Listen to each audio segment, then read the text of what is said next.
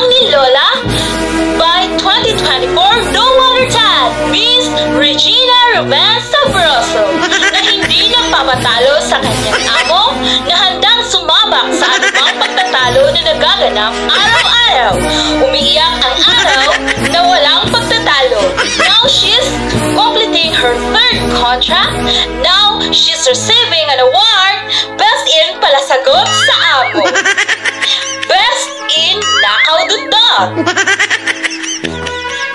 Best in hindi nagpapatalo sa araw-araw na sagutan kay Amo.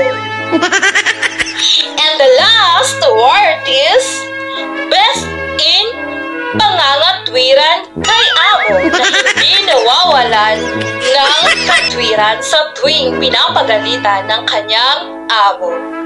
Now, she's completing her third contract by this year 2024.